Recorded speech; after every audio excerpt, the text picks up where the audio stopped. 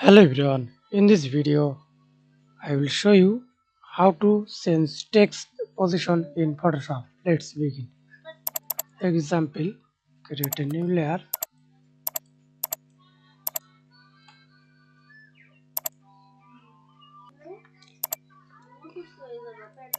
paste text or type, then click move tool for move and align, hold control, select any object,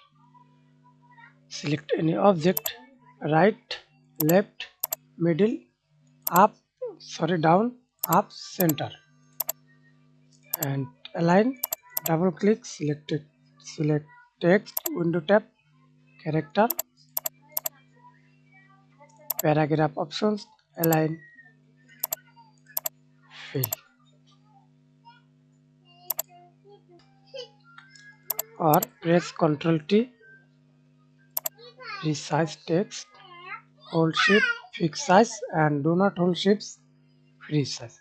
Thanks for watching.